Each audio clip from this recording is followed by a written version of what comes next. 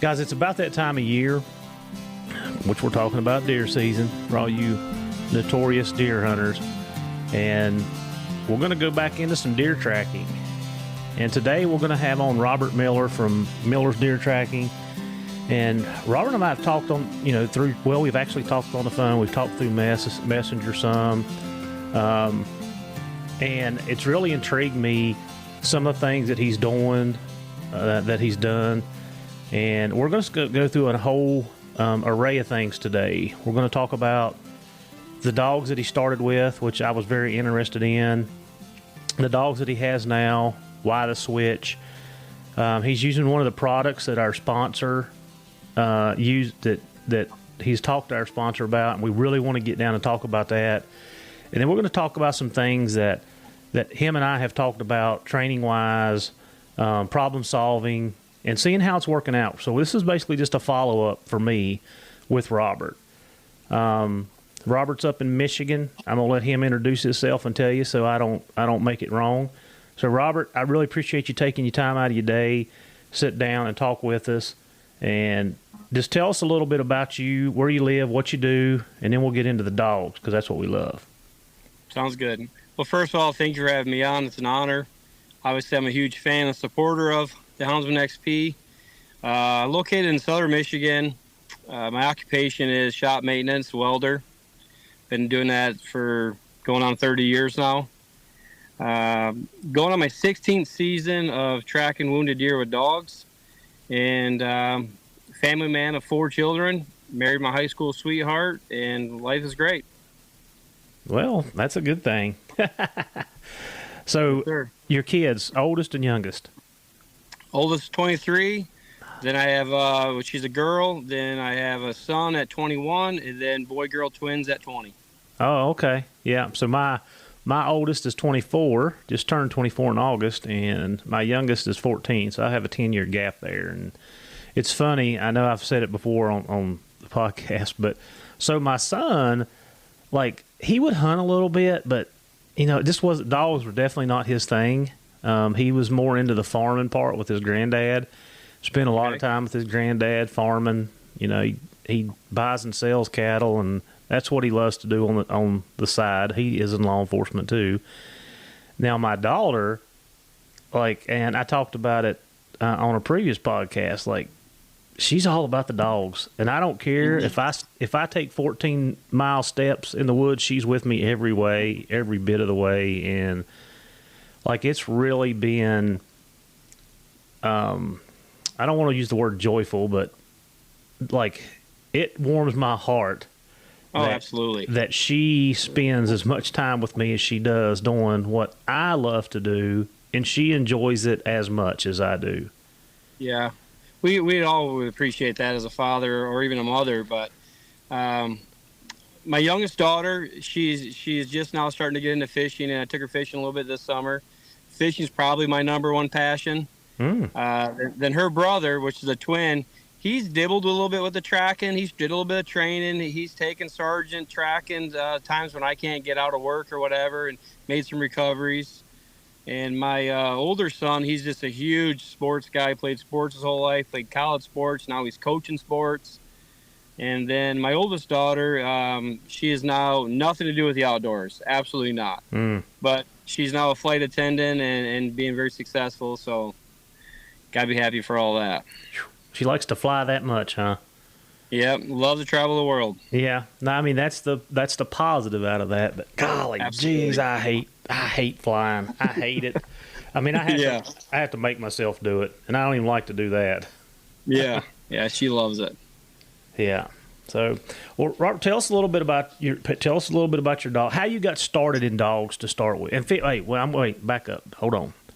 Okay. Fishing. What kind of fishing do you like to do? Well, originally started fishing with my grandpa. My parents lived in Texas, and when I was in 3rd grade, I got shipped up to Michigan as the transition moving back to Michigan. So I spent the entire summer with my grandpa. He's the one that got me into fishing. Sounds like your boy with his granddad, but so at that time it was bluegill fishing, and because everything my grandpa fished, we ate. So we targeted bluegills. But as I got older, I got into bass fishing. I tried doing the bass fishing tournament stuff. wasn't very successful at it. So then after I switched to that, I switched into basically river fishing. I really love wading rivers, navigating the river system, and catching walleye, pike, bass, pretty much anything in the river systems. And then as I got older, the wife and I started traveling to Florida, and boy, I got hooked into that saltwater shore fishing, surf fishing. So when I can do it, if I had a choice, I'd be surf fishing in Florida. Would be my number one for fishing. Well, I enjoy it when we go to the beach. You know, I do that a lot. And I have some friends that actually the canine retired canine guys that's kind of what they do. They live in Florida. They've worked in Florida and they love it. So yeah, fishing is one of the things that when it gets hot here in the summertime, I spend quite a bit of time fishing. And of course we have rivers. So we've got the New River that runs pretty much through here. It's a great fishery. The bass are like, it's growing. It's not as good as it was when I was a kid, but man, it's growing back. I caught some hogs this spring. Some right at 4 and 5 pounders, wow. Which for us, that's good. Yeah. That's good for here too. And then, and smallmouth, that's smallmouth, not largemouth. And, muskies is, I love to fish for muskie. They're so hard to catch and challenging and, yeah. But anyway, yeah, the fishing. Have you thought about making the trip up to fish Lake St. Clair for muskie? Some guys down here that guide, they do that every year. They have a tournament. They go up for that tournament. It has been in the back of my mind, but I have not done it for sure. You need to do it. It's world class. Yeah. Yeah. And the smallmouth fishing is world class. In the lake. But I know how much you like the muskie fish, and you come to the Lake St. Clair, and it is. I don't think it gets any better, to be honest with you, in the United States. Yeah. So, Robert, so what got you into the dogs, or what got you into tracking? Okay. Yeah. So growing up, my parents were always members of an archery club. Traditional hunting is what we predominantly did. So as I got into the age of bow hunting, I was out there with a long bow, and I hate to admit it, but I wounded a few deer in my day. Mm-hmm. And that always just really ate at me. We'd get the search party out, get the lanterns out, and we'd go until you're just physically exhausted and you couldn't find the deer. In the back of my mind, I always wondered if that deer made it or not. And back in those days, we didn't have trail cameras. You didn't know which deer you had on your property. You just went and hunted, and you just did your best. So as I kept getting older and older and older, I switched from traditional to compounds. I wanted to get the sights because, again, I hated wounded deer. It just drove me crazy. I could shoot 3D targets all day long, but boy, when that buck came in front of me, I would shake me out of the tree, and I would botch my shot. And it got to the point where I finally had a mature target buck in front of me. Caught me by surprise, made the shot, hit where I unfortunately aimed, which was the shoulder with a bow. Arrow only went in maybe 3 inches. He spun off. And, man, I spent 3 days searching for a deer that was what I know now is still alive. And after that time, when I wounded that deer, I was searching for tracking dogs. And how I came about tracking dogs was John Ginninay out of New York. There was a publication in Peterson's Bow Hunt magazine about his wire hair dash hounds, mm-hmm. and they're used for game recovery. So at that time, we had no social media, no Facebook, no nothing. So I just started calling archery shops to see if anybody knew anybody. And Heath, there was nobody at that time in Michigan doing it. So it was a great way for me to fall into that passion. Is the time my family was very young. All my children were 2 or 3 years old. And I told the wife, let's get a family pet. And I want to get a dash hound. And I want to try to figure out how to track deer with it. So that's really where it started. So at the time, I got a hold of the Ginninays. There was a big waiting list. You had to be vetted for a dog. And to be truthful, I couldn't afford one of their dogs. It was pretty expensive. Mm-hmm. So I just started going to the newspaper, found some dash hounds in the newspaper. No pedigree as far as hunting or show dogs. They were just puppies and wanting to go to a good home. So I took one of these dogs, and it was actually a straight natural tracking dog. I put on some deer hoof scent, and that dog followed it to the T no matter where it went. And so at that point, I just started putting some flyers out in some bow shops and grocery stores. And my first year, I think I went on 6 calls. That was it. We found 1 deer. And it's been growing ever since that day. So when you started out, and I know that we talked about John and how the dogs were overseas, and then when he passed, did the dog that you started with, is that the same line of dogs you're still using? Nope. So the dog I started with was a miniature dash hound. It was a long hair, chocolate and tan, probably weighed 15 pounds. As that dog got older, I quickly realized long hair and a tracking dog is not a good combination. I'd be getting in from tracking, and the wife and I would be picking briars and pickers out of that poor dog. Eventually, we just had to start shaving them because it was just so bad. So as Scout got older, I realized I needed a more specialty breed. I needed a dog that had higher prey drive, more hard-headed is more what I wanted. This dog was pretty soft. So I started doing some research, and I located a breeder out of North Carolina. Her name is Sean Qua, and boy, does she have some elite smooth-coated dash hounds. She's very good with genetics. She matches the lineages up. She matches certain dogs' characters to other dogs' characters to get exactly what she's wanting out of the dogs. And so I ended up picking up a dog named Cypress. She's probably what made me legendary in the state of Michigan, and maybe even some other states they know about this dog. She has since passed away. She passed away at 11 years old. Cypress was about a 22-pound, 23-pound smooth coat, and boy, was she gritty. This dog had more fight in her than I could handle for a couple of years, and it was too much for me in the time being. I've actually called the breeder back up and had conversations like, hey, I'm not sure this dog is cut off for tracking deer. This thing wants to kill coons. It'll take on the biggest dog in the neighborhood. It didn't care. It was just full grit. And Sean just kept talking to me and guiding me and mentoring me and really educating me on how to handle this type of tool that I had. Coming from the miniature pet that I had to this, went from driving a Chevette to a Ferrari is how it felt for me. And it took about 3 seasons behind that dog to fully trust that dog. And ultimately, I was that dog's worst enemy as a bad handler. I didn't know how to handle that dog. That dog was 100% accurate. And I'd be sitting behind that dog, joysticking it, not trusting her.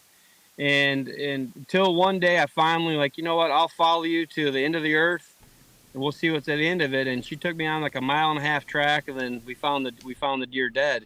And right then it was a huge educational point for me as a handler to trust the dog. And then, man, we went on years and years of finding 50, 60 deer every season with that dog. So when you said your first year you found 6 or had 6 calls and 1 deer, was that disappointing, or did you say, okay, this is where I'm starting? How did you tweak your game from that starting point? The only frustrating part was not getting calls, but at that point, no one knows about dogs. No one even knew that it was legal to track. They think they passed it in the late 80s in the state of Michigan to make it legal to track deer, and the dog had to be on a leash. And then I think I forgot the gentleman's name, but he had a radio station here in Michigan.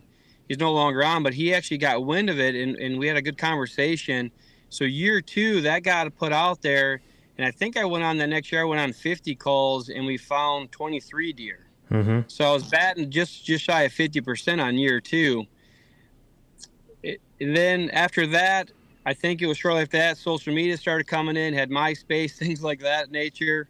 And once social media really got going, Heath, it has exploded. Tracking dogs have exploded in almost in every state that it's legal. And it's never been a problem since then to get calls. It's just trying to get a good dog to track with. And what was the draw? Because in my mind, like, why a dash hound? What was it that drew you to that, other than the article in Peterson's magazine? Like, what was it about the smaller, built dog to go that route? Great question. Very nice. I'll just say I had no idea what I was doing. I never grew up with hound dogs, never grew up with hunting dogs. I simply took an article. They use dash hounds. I figured it's working for them. It'll work for me.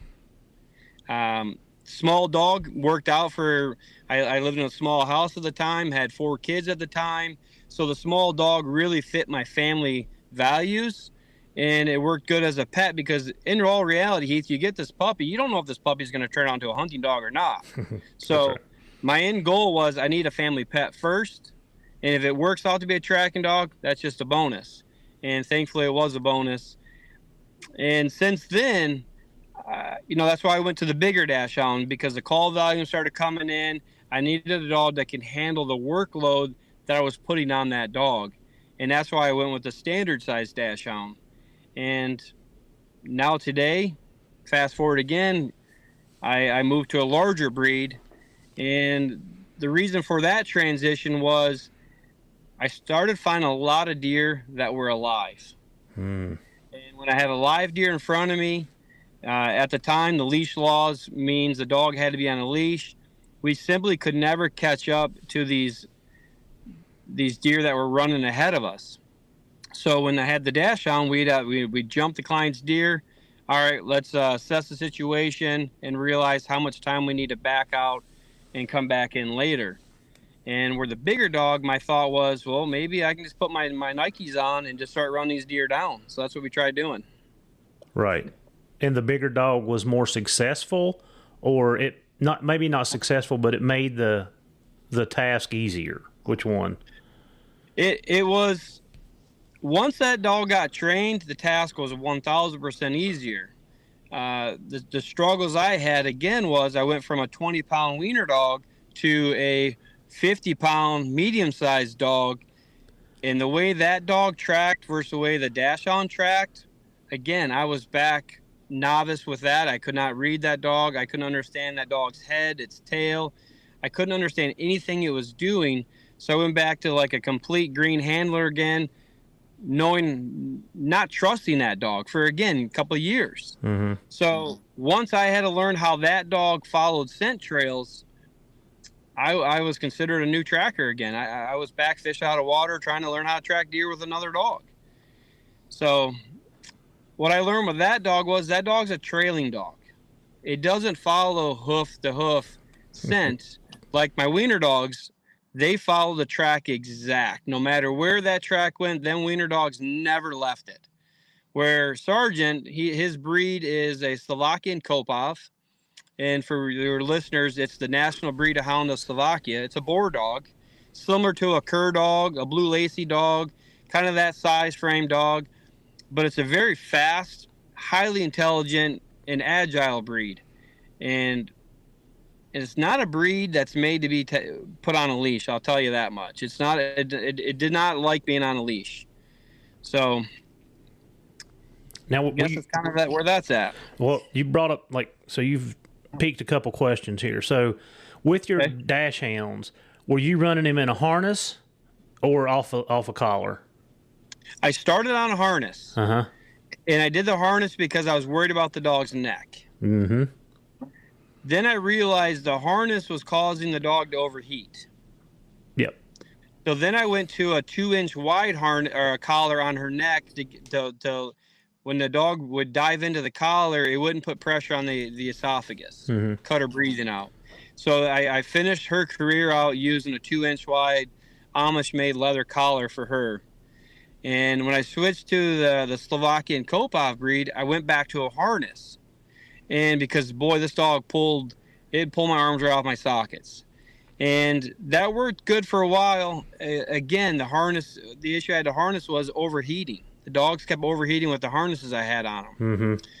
And so I switched to the 2-inch wide collar, and I ran the leash underneath the dog so it came through its legs. So when it pulled up tight, the leash was up under its crotch region. And that's how I handled that dog.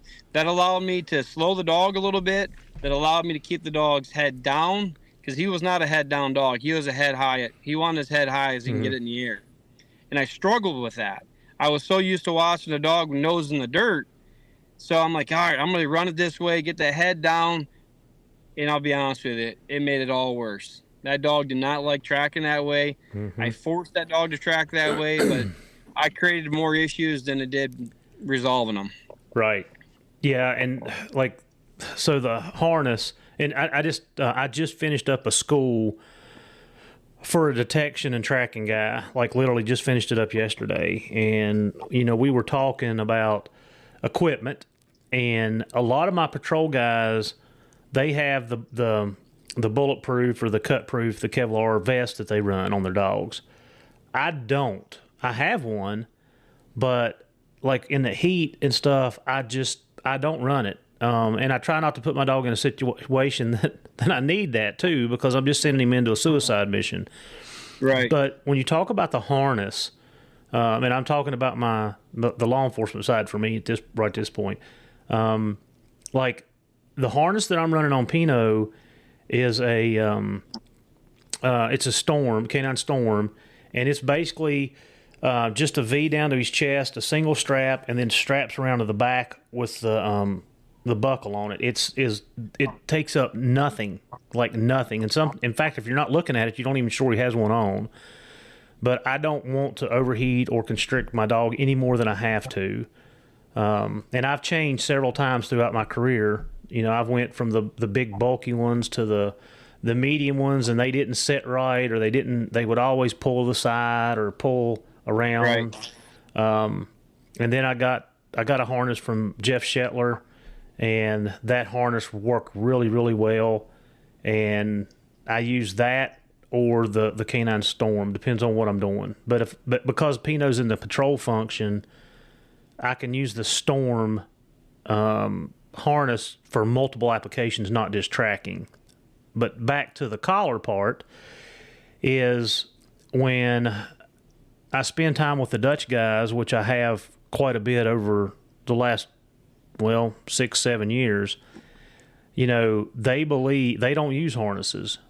They use the flat collar, and they believe that your dog should work in a collar. And if you want to use a harness, fine, but what happens if you don't have it and the dog don't want to work? So they said that I should be able to track in a harness or a flat collar, just what you were doing, which I can. I can put Pino on a flat collar and take off.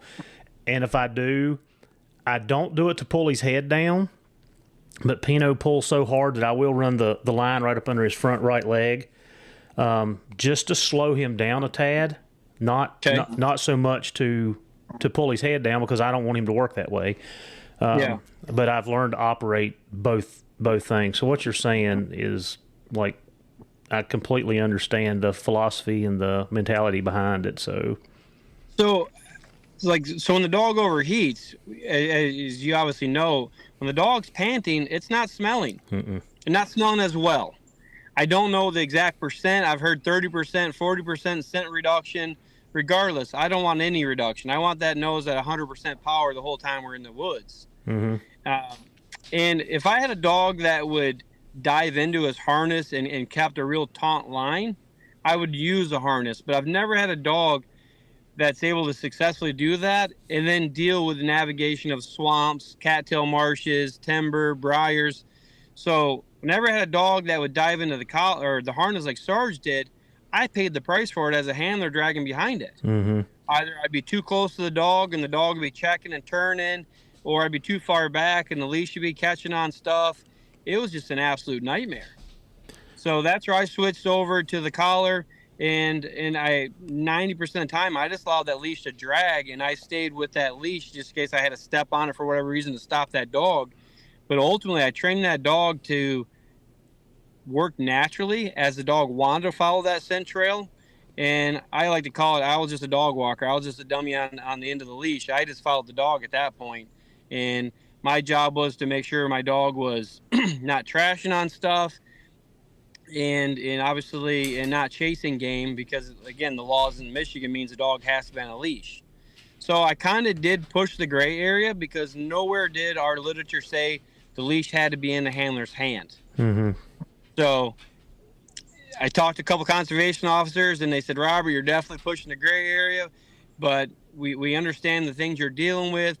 They just said, just make sure your dog's not out there hunting deer and doing things it's not supposed to be doing, and we'll have no problems. And I've done that for a decade, and it's never been an issue.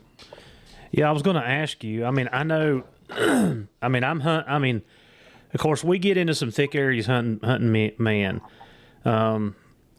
But for the most part, not always, but 60, 70% of the time, a man's going to take the path of least resistance. You are in the woods, and I mean, I know where I bear hunt and where I get. I mean, how do you keep? I was going to ask you, how hard do they track? Like Pino, I can slow him down, but like it's a handful. I go through a pair of gloves about every 3 months if I'm tracking hard because he pulls it. I get holes in him. I mean, he just pulls that hard. Yeah. So, the first question is, how hard do they track? Can you keep up with them at a steady walk?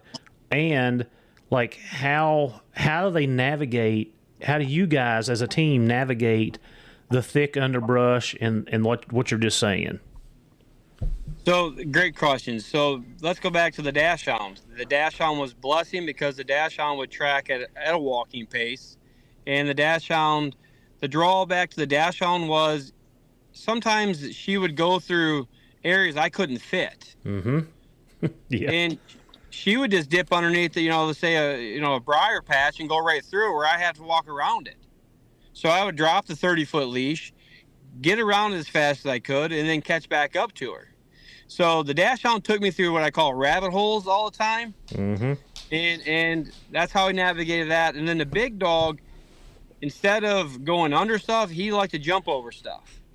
So here again, if it went over a big log, he would just jump the log, and I'd be trying to, slow him down, trying to get over it. And I never wanted to stop the dog from its pace. Mm-hmm. I never want, like, if the dog wants to track at 3 miles an hour, we went at 3 miles an hour. If he wanted to go at 10, we went at 10. And there's a lot of people that saying, Rob, you should be controlling your dog's pace. This could be true, but for me, I like to keep up the way how my dog works. I don't want to manipulate that anyway. So GPS collars came in, getting them e-collar trained. So if for some reason that dog is going beyond my abilities, I just give the dog a little beep, and he would stop and check back in, and then I'd catch back up, and we'd keep resuming at that point. Yeah, and when I first learned tracking in the law enforcement side, I was taught that way. You grab a hold, and we were using a 15-foot lead then, and I was told to hold on and don't slow the dog down. That's what I was. And I had a lab that actually sprinted, and how I didn't get ambushed or get myself in a situation that I couldn't get out of is beyond me. But I didn't. Thank the Lord. Yeah, thankfully. Yeah. Thankfully, yeah. And of course, now we've changed our method, and like I do control I can have Pino, especially if I'm running with a TAC team, I can down him and hold him up. I don't like to hold him up for long because the longer it is, the distraction becomes greater and greater and greater, and it's hard to get him back on task. But yeah, I can down him for a minute, maybe 2 minutes is where I'd like to be. I don't like to be over 1 minute. Let everybody get caught up, catch their breath, and let's move. And I just tell him to get back to work. Boom, he goes right back into tracking profile. I did not think that was possible until Jeff showed me that, yes, you can do this. So we had to tweak ours. Of course, we don't want to run up on an ambush. It's kind of different, a little bit different than what you guys are doing. But, yeah, I understand that. And I was taught that, the same thing is go, just go with your dog. Whatever your dog's doing, go with it. Yeah. So I had a situation where we jumped the deer, and I picked the dog up and left. It was with Cypress. She was about 3 years old, and the deer was stomach shot, needed more time. So we came back 12 hours later, Heath, and I put her back down and told her to track. She wouldn't do it. I worked her, could not do it. So I eventually started eye tracking this particular deer myself while she was involved. And then after a good 200-300 yards, she started tracking again. And we ended up finding the deer, all as well, but it really bothered me why we left and came back and she wouldn't resume tracking. And the only logical thing I can have in my head is, at one point I told her no. I picked her up. I took her away from the scent trail. So that really set hard in my mind, like, if I'm joysticking the dog with the leash, I'm like saying, hey, we need to go left, we need to go right, or let's stop, let's go forward. I could be telling the dog some wrong things. So that's why I always say, if the dog's locked down the scent trail, I'm just staying at that dog's pace. And then as the dogs get older, you can definitely get away with bad handling, bad communication. The dog's very forgiving for that. But a young dog, it really paid the price for me on all the dogs. Actually, all the dogs I've ever trained, once I intervened with that dog's track, it took a little while to get that dog back focused. Yeah, but didn't you make the right decision by not pushing, a gutted deer? Like, I would have done the exact same thing. We made the right decision, but the dog don't know that. Right. Yeah. Here, that deer jumps up in front of that dog, and that dog's ready to go. Here's my prize, and here's a chase. Chase is exciting for a dog. Mm-hmm. So at that point, the dog was ready to go and not ready to leave, and ultimately, is a learning curve. Have you tried? And how do you reward the dog at the end? Like, what is the reward for the dog once they find the game? Is it food, toy, or is it the animal itself? It's the animal itself. Mm-hmm. All my dogs have enjoyed pulling hair. They like to go to the rear end and pull a hair. Sergeant's trademark is he chews the tail right off, and he'll actually eat the whole tail. He likes that the cartilage in it, and he chews the tail. But yeah, I've never used food or a toy once they found the live game. I'm not sure it's a live game, but just the deer. But if let's say we go on a track and we come up unsuccessful, all I do is just get down on my hands and knees and have a human conversation with the dog and tell him how proud I am and lots of petting and patting on the head and just say we'll go on to the next one. Yeah. Have you thought of, and I'm just food for thought here because we've run into some of this. It's kind of funny how your world and my world are so similar, but yet so different. We took a period in our tracking with the last group of guys that I've had, and I've got pretty much new guys now, and we would do the exact same thing you just did. We would get in close to the hide, and we would pull the dog off and have another dog come in and finish the track. But what we were trying to accomplish is a 2-dog system, because we need that. We may, the dogs may gas, they may be worn out, whatever. We were trying to do that. But what we did is the exact same thing you're saying, is you pull the dog off of the track, kind of hurts their feelings.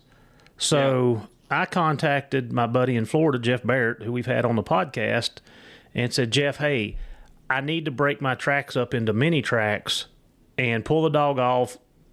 What do you think? So he said, hey, Heath, this is what we do. We do the exact same thing. And we went through this regiment, and we just started doing a different reward system for that to let the dog know, okay, you're good. You've done exactly what we can do. We're just not going to find that person today or this hour or whatever. So we started incorporating multiple mini tracks. So we'd track 500 yards. The track would be a mile long. My portion of the track would be 500, 600, 700 yards, whatever. Then I would pull my dog off, and then you would come in behind me and start where I stopped and picked up, and you would pull your dog off, and we just kept rotating that. And it took us, 3 or 4 training sessions over a period of 3 to 4 months of doing that, and it never seemed to bother him after that. I don't know if that's something that you could train, but it's just food for thought. Like I said, I'm not in your world. I don't know, but like you have to pull the dog off a jumped animal, right? Yeah, certain cases you have to. Yeah, so I don't know, just something to think about. We started doing that unintentionally, and then that's what come out of it. And of course, our find ratio is nowhere near what yours is either. Like, we don't find humans every time. Yeah. What prevented the dog from backtracking from that new dog coming in and starting where you left off? What prevented the backtrack? Basically, we started them in the same direction. And we really didn't. I can't really say that we had a dog that. Nothing sticks out in my mind where a dog wanted to come in and backtrack, because we would come in and say, well, we would still be standing there with our dog, and guy would come in and be like, okay, this is the last place I had to track, and I was headed in this direction, and we would kind of give them the why, like right here's the why, the funnel point, and then they would just cut the track and go. I don't remember ever having to work a backtracking problem. Now, the dogs did pay attention to where the dogs stopped. Like they would go and, how they work around and whatever. Yeah. But I don't recall, like I said, I don't recall having to work out a backtracking issue. Okay. I was just sitting there thinking, what if it was a situation where you stopped and that human decided to kind of V-back away, and that dog comes in and you've already kind of pointed its direction. So for us, when I come into a shot site, I kind of bring the dog in, make sure the dog is upwind of the shot site, so the dog can't smell what I want it to eventually smell. And then after the dog calms down from a 2 or 3 minute hold, and I do a 2 or 3 minute hold for two reasons I should say. It calms the dog down. 2, when a dog sits in the same spot for a few minutes, it actually clears out its palate. Clears out the olfactory. You know what we call that? What? Scent inventory. Okay. There you go. There you go. So when the dog's sitting there, it kind of takes everything in, and then it kind of clears itself out, and then the first initial bam of scent will be the target scent. But I always tell the hunter, don't tell me which way your deer went. I want my dog to circle in the roundabout area, and then once my dog gets going and we start leaving, go ahead and holler at me, yeah, you're right, or yeah, you're wrong. And that's kind of one way I can build the trust with my dog, but also builds trust with my customers, knowing, yeah, this dog is knowing what it's doing. But yeah, I definitely need to incorporate. I've never incorporated the whole stop-start during my training. I've never once ever in all the years doing it. I've always just kind of, I guess, learned on the fly when the situation happened. But yeah, it's a good point. It's something I definitely should try to do. Yeah, just something to think about. And it took us a couple months to get it down. But like I said, we'd been on several multi-day manhunts, and especially when it's hot and humid down here. You can get 3/4 a mile out of some of our dogs. Some of our dogs go 1.5 miles. Is kind of their threshold. So we had to start incorporating something to help. Like we've got 12 dogs available. How do we work this out? And that was just kind of what we did. So the Journey on Houndsman XP has teamed up with One TDC. This dual action support for oral health and mobility in our dogs. This unique supplement is so effective that it is recommended by top veterinarian experts worldwide to maintain and improve our dog's health in 4 different areas: their oral health, hips, joints, and muscles, skin, coat, energy, and recovery. Guys, I've been using this product for the last 6 months, and it has been a game changer for me. If you're looking for something to help with the overall health of your dog, go to worksowell.com and give this product a try. It is highly recommended by Houndsman XP here on The Journey. Do you like to be outside like I do? Hunting, fishing, hiking? If so, Onyx is the app for you. I've been a loyal Onyx user for years. It's the one app that I can honestly say I use daily. While hunting, I know where I'm at all times. I mark trails, bedding areas, feeding areas, and the list goes on. In my travels, I use it to pre-scout all the new places that I am blessed to hunt. Last year while hiking Yellowstone, I used Onyx to map out the trails and know the difficulty of each one. And here's a secret. I mark all of my favorite fishing spots on Onyx. It's been a game changer for me at work. I've used it multiple times to get in touch with property owners. Onyx has so many great features and tools. you can literally use it in your everyday life. It is by far the best mapping app on the market. And hey, it's approved by yours truly at Houndsman XP. So when you go to subscribe to OnX, use our code HXP20 and get you a discount. So get your journey started with OnX and know where you stand. Yeah, and you know, it's a valid strategy, especially when the state requires a dog to be on a leash. Mm-hmm. Yeah. But we just finally got it passed in the state of Michigan. We can run our dogs off leash now on GPSs. So if we now have that jump, say liver stomach shot deer that is going septic and it's very weak but it's still moving, I can just have my dog run up there now and catch that deer and bay it up and have the hunter dispatch it. Mm-hmm. Or a broken leg deer. A broken leg deer is not a deer you want to pull off and give it more time. So now, in the past, literally, Heath, I've had one situation where we had a broken leg deer. It took us 4 miles to get that deer to finally give up. Where it finally would keep running and jumping on us. And then we were able to dispatch it. But now with a broken leg deer, Sergeant, he can run 25 miles per hour. So a 3-legged deer that's crippled, he can have that deer stop within a couple hundred yards easily. Mm-hmm. So the whole stop-start situation may not be that important. The time I see it would be important if we come to a property line where we have to stop and go get permissions. Then we have to back out, get in the vehicles, go find landowners, then come back. So it's going to happen again, but I don't see it happen as often as it was. Right. Got it. So let's talk about Sergeant and the injury that he's got and what you're doing to work on that, because I thought this Olivier was with me and Chris at Autumn Oaks, and we talked about that, and he told me that he had talked to you, and of course you told me that he got back with you. Tell us about that injury and what you're doing, and what kind of progress are you seeing, if any? Yeah, so the injury caught me by surprise. Sergeant's now 8 years old. The breed, again, is a Slovakian Kopov. So the back history in the breed, it's actually Austria's black and tan hound mixed with the dash hound is how this breed was developed. So Sergeant has a longer body than most dogs. His legs are not as tall as most of your black and tans or medium-sized dog. He's kind of, if you've seen him in person, you would think he's just a ginormous wiener dog with tall legs. That's how he looks. Mm-hmm. So at the time, until just recent, I never realized they had the back issues. As now Sarge has it, I'm doing more and more research and find out people are having this. But ultimately, I took the dogs for our afternoon run like I normally do. I free cast them in the woods, just allow them to go be dogs. We go do 2, 3, 4 miles. We got back. And this particular time, I had Sergeant sitting in the front seat of my Toyota. And I got out of the driver's door, was heading to the back to open the hatch to get my other dogs out. Well, Sergeant popped out of my driver's door.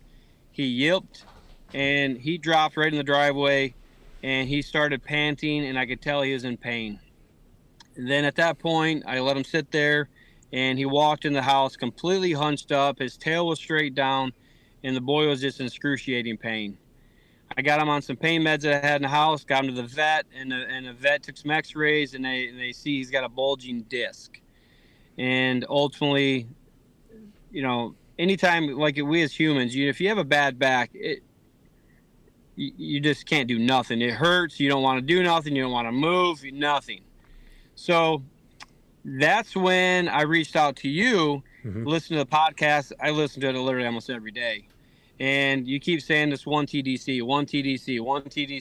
It's just, and I said, man, this might be a great time to try this supplement out. So we had our conversation about it, and you told me, how one dog, your older dog, quickly recovered from it, how your one dog that had the broken leg was recovered from it. Mm-hmm. And I thought, at this point, I'm going to do anything I can possibly to help my dog. I don't care at what cost. It don't matter. So I purchased a product. I was not expecting Olivier to call me within hours of the purchase going through. He called me right up. Hey, Robert, thank you for the purchase. What's going on? So I explained it to him. He explained to me how I need to put it topically in the area of the injury. He explained to me how I need to put topically to his gums so it can absorb in the body really fast while taking the supplement orally. For Sarge right now, we're doing it 3 times a day. And I will be honest with you, he's obviously on a steroid and anti-inflammatory right now. He's on a 1 month of anti-inflammatories and then a 3-week process with the steroids of weaning off the steroids after week 3. But I can tell you, when the steroid wears off, I can tell his whole demeanor changes. But the 1TDC, when I put it in on him, I'm telling you, within 5 minutes of putting it back on him 3 times a day, you can instantly tell it's giving pain relief. Mm-hmm. It's allowing him to move more freely. And it gets even crazier because I have a bad knuckle on my hand. It's every day it's killing me. I literally took one of those the gels and I busted it open. I rubbed it on my knuckle myself. And within 5 minutes, I was moving my knuckle complete range of motion with no pain. And I told my wife this. I might even told you that. I told some, and everyone's kind of like, that's a little BS. Like it's a little bit too good to be true. Well, my wife had a foot ache. I literally busted open a gel. I rubbed it on her foot. A few minutes later, I said, hey, babe, how's your foot? She goes, it's not hurting no more. So topically, it does go right into the blood system. It gets right in there and gets right to where the injury is, and it's helping. Now, we're only 3 weeks into this. I don't know the long-term effects of the 1TDC, but I'm going to tell you firsthand right now, it's helping my dog recover, and I'm hoping that he can stay on this product the rest of his life, and I'm hoping that I can put him back into service, and we'll know this in about 2 more weeks, and I go back and see my vet to see if I get the all clear to put him back to work, and I plan on using it throughout. If he's able to go back to work, Heath, I plan on keep putting it on him in his mouth. I'm going to put it on his joints topically. I'm just going to keep doing it to allow him to recover and hopefully prevent any more future injuries. Yeah, it's funny you say that because I have not used the human version. And at Autumn Oaks, Olivier gave me so Maddie broke her ankle in volleyball, and she had just got out of the boot and was walking. So Olivier gave me the sample pack. And we went back to the house that evening, and she put it on her ankle, and I same thing. We eat and was sitting around, and I was like, well, how's your? And she goes, well, it feels okay. And I'm like, well, was it hurting? And she goes, yeah, all the walking gets it really stiff. She goes, It's not stiff right now. Yeah. So she's using it every day. So that, it's been 2 weeks ago, I guess. 2 weeks ago. She's been using it every day. Well, yesterday I walked off the mountain, off the north, and it kills my legs. It's steep. It kills my knees.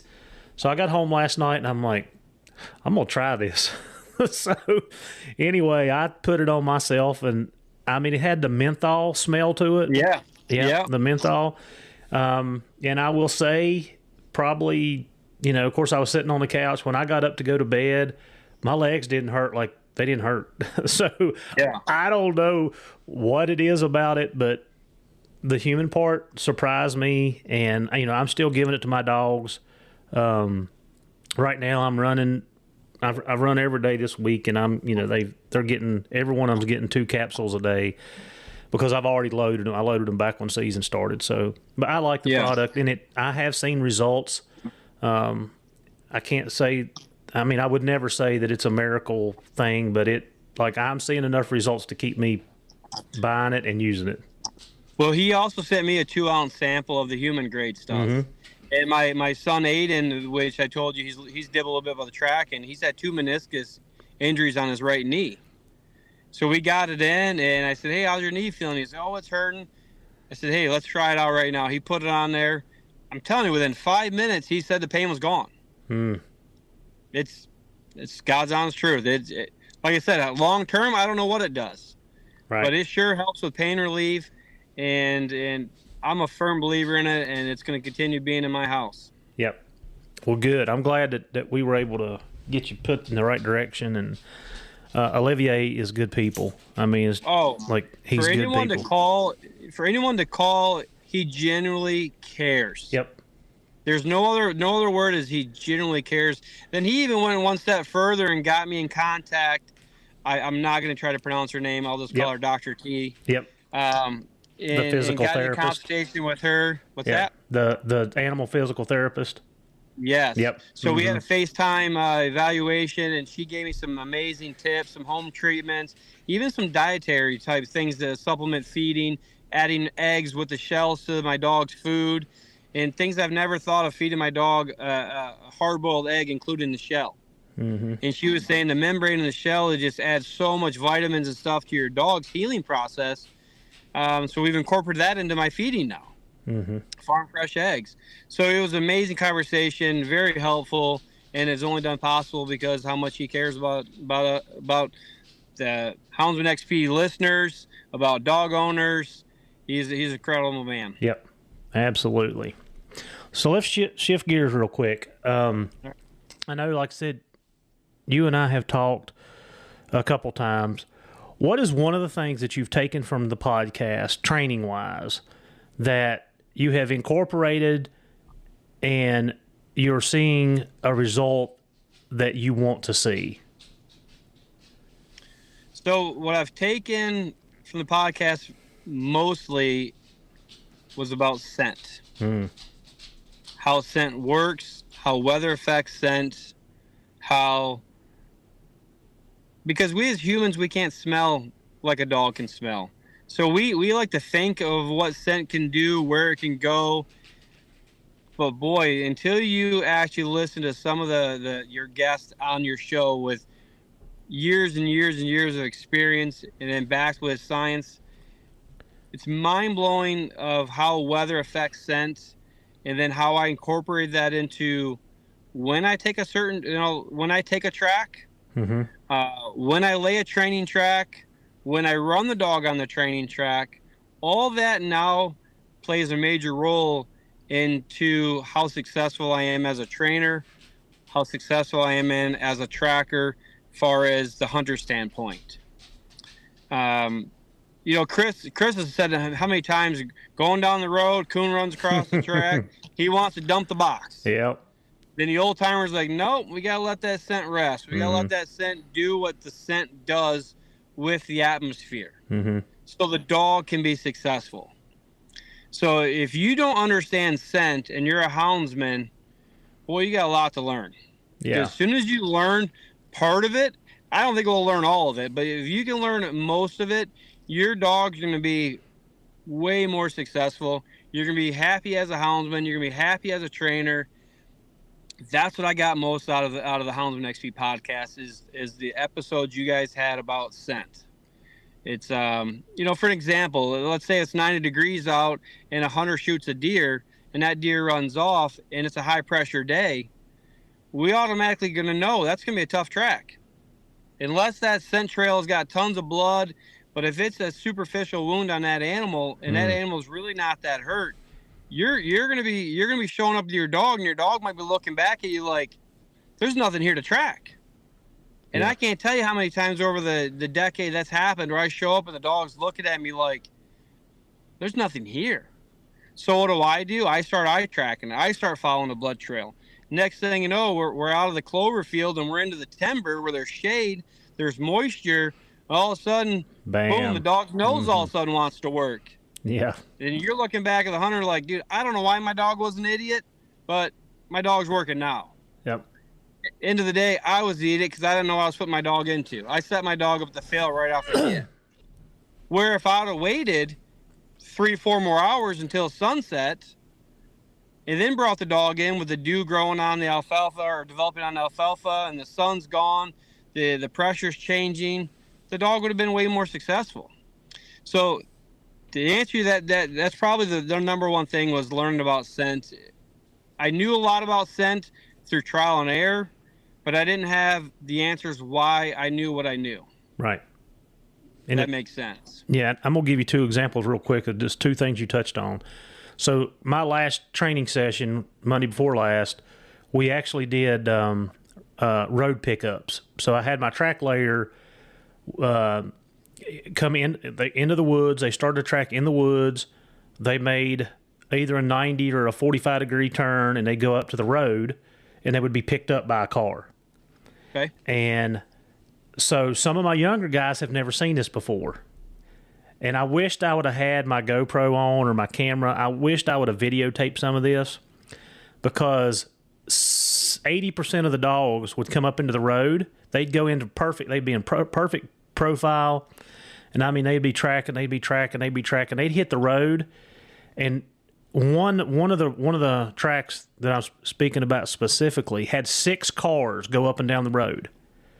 So you know what it was doing to that odor. Like, it was blowing it this way, that way, up, down, sideways.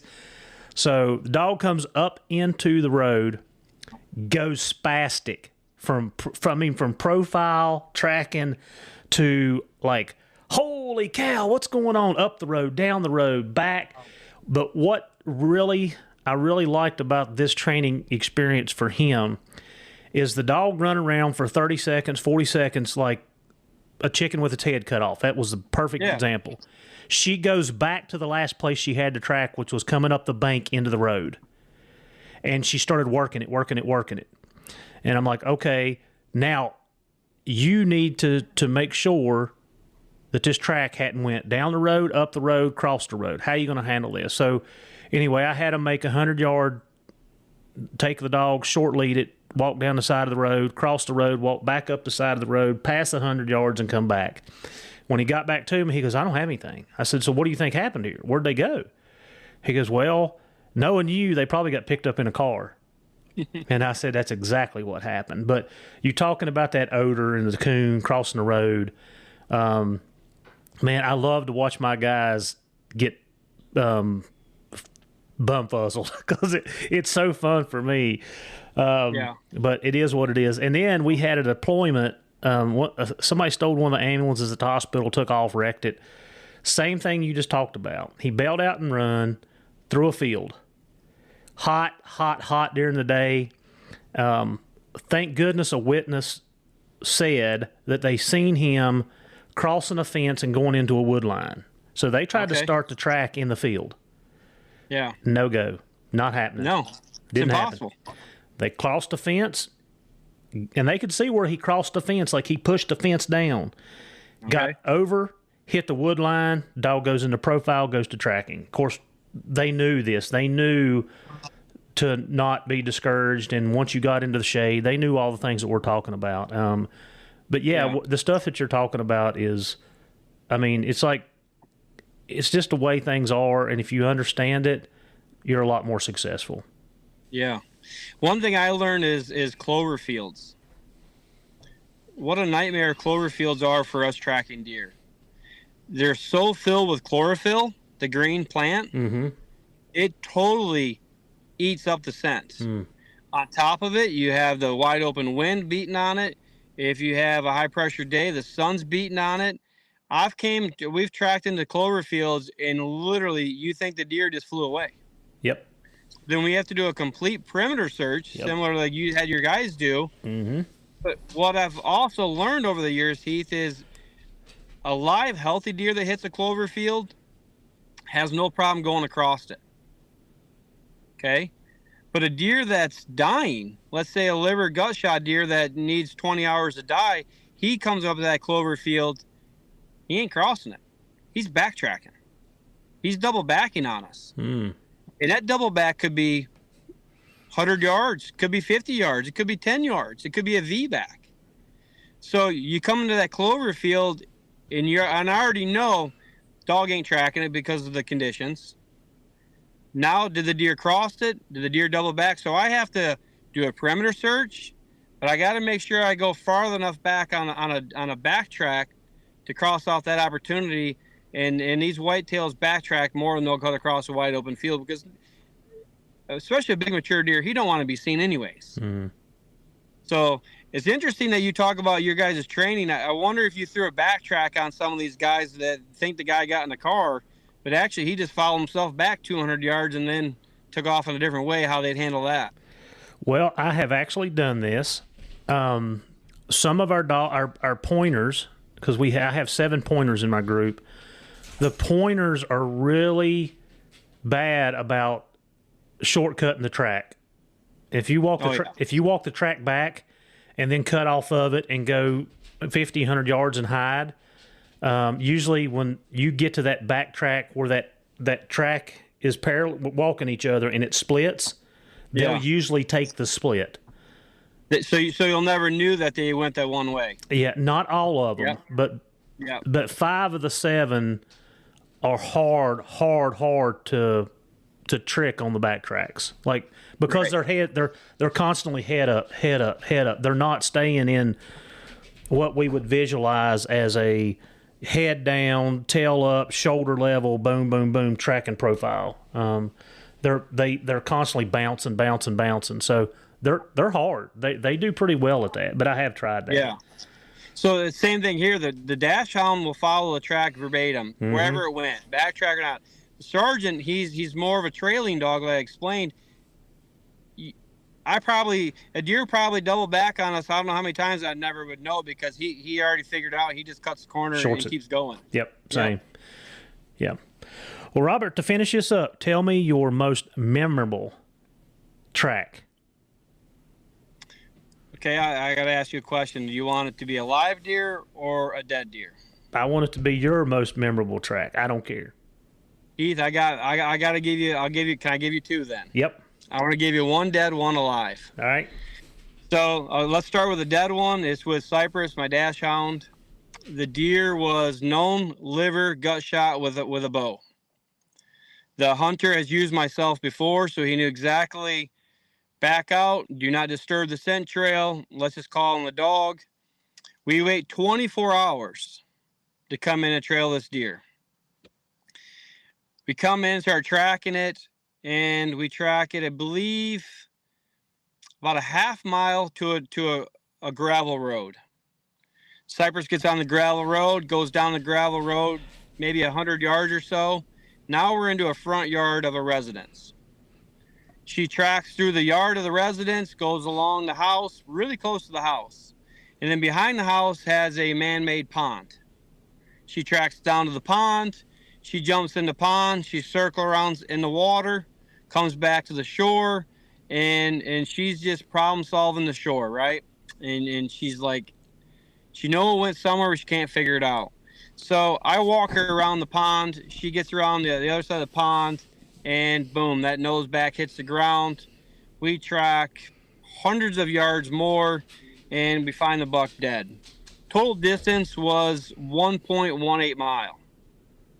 This deer was unpressured, but it still went over a mile. No one in their right mind, human-wise, would have found that whitetail. Never would have found it. Hence back to, like I told you back in my younger days as a bow hunter, and to get all your friends and family to go look, how many times do these deer just go beyond what we think a deer's capable of going? Mm-hmm. Dogs have proven to me whitetails are the strongest creature God's ever made, and they go much further than we can even imagine, and dogs have taught me this. Backstory to this deer after being recovered, Zach actually talked to the homeowner, and that deer was alive in their pond through the whole entire day. He shot in the evening. The following day, that buck was laying in that water all day. Mm. The residents thought the deer was it was hot out and he's sitting in the water. Didn't think nothing of it. They're not hunters or nothing. So that person went to bed, and that deer was still there, alive. We came in at the 24-hour mark, and it was nighttime now. We found it dead, and it was still rigor mortis hasn't set in yet. So we found it within a half hour, 45 minutes of it finally dying. Jaw wasn't locked up or nothing. So that's probably one of my most memorable with Cypress. Now, fast forward again to last deer season with Sergeant. Same thing. We have a liver shot whitetail, and it's right during the heat of the rut. And a lot of people don't know about a rut crazed whitetail is. They are zombies. They're almost indestructible. They don't feel pain. I don't know what's going on with them chemistry wise, but they're not a normal deer. So this deer is also liver shot. And same thing, the customer's used my services before, and we already know the deer's off the property. He's seen the deer run off the property. I said, well, Mike, you got to go get permissions from the landowner. So he starts door knocking, and everyone owns like 5 acres, 5 acres, 5 acres, 5 acres. So about the 5th or 6th property down the road, he talks to the wife, and the wife says, "Oh, my husband's actually hunting right now. As soon as he gets in, I'll let you know if you can come on our property." He calls back, and they're talking with Mike, and he says, "That deer came by me at about 11 a.m., and I can see blood coming out of that whitetail." So we already know the deer's gone 0.8 of a mile from where this resident is, from where this deer is shot. We come in at the 12-hour mark. Heath, we tracked that deer 2.28 miles. Crossed, I think, a total of 10 properties. Crossing 2 different roads. Crossed 2 separate streams. And then we finally found that deer virtually lifeless, but he was still alive. He couldn't get up. And again, it goes back to, how can a deer go 2 miles shot through it? And we had blood drops often enough that I kept finding with the dog. So I never had a doubt the dog was not correct. Mm-hmm. This deer went 2.28 miles, never pushed. He could have bedded up however many different times. He never bedded. He went that whole distance, and then we found him in his resting place. Without a dog, you're never getting there. Even with these fancy thermal drones that are coming out, would have never found it. So these are the crazy things that I've witnessed with my tracking dogs, and it's one of those ones you have to be there to believe it.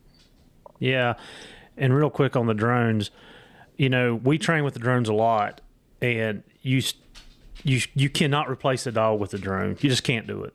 The foliage changes everything.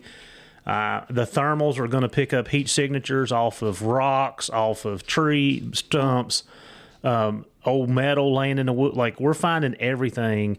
And it's been about 6 months ago, one of the TAC team commander come to me, and they had trained with the drone all day, and he goes, he's like, I thought it was going to be more valuable to us than it is.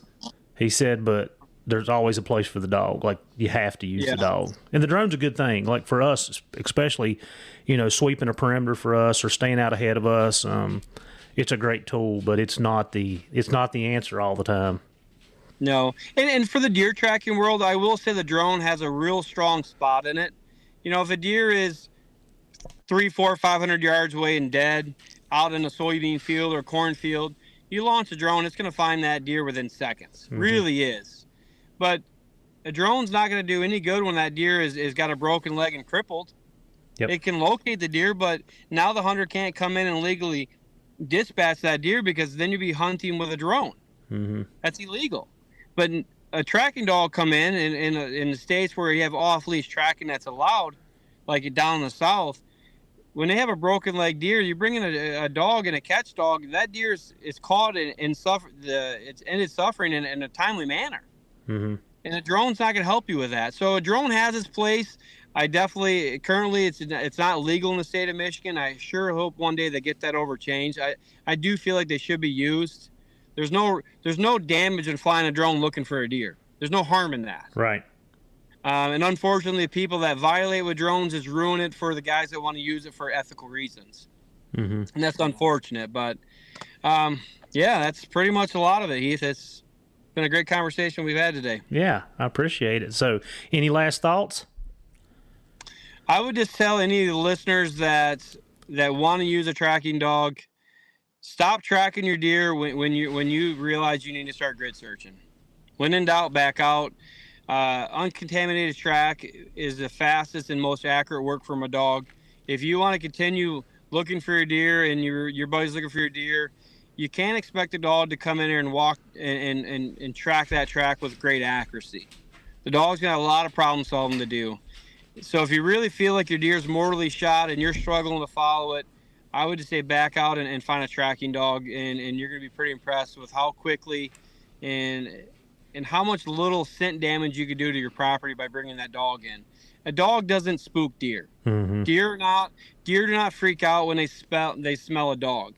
And okay, let's go back to the scent real quick. When a hunter is sitting there all day for 3-4 hours on stand, and that scent cloud is just growing and growing and growing, then that whitetail comes through and hits that abundance of the scent cloud from that human sitting there, that's high alert for a deer. If a deer comes through and it comes across the hiking trail that you simply have just passed by yourself, that scent profile is so minute. Yeah, the deer knows it's a human, but he also knows that human's not there. It's not damaging to that deer. That deer is going to keep going on like its daily thing. And a lot of guys like to think the dog's going to come in and ruin your property. It doesn't happen. The dog comes in, the deer smells the dog, it realizes the dog came through at whatever time the dog was there. It knows the dog's not there no more, and the deer is not alarmed by it by one bit.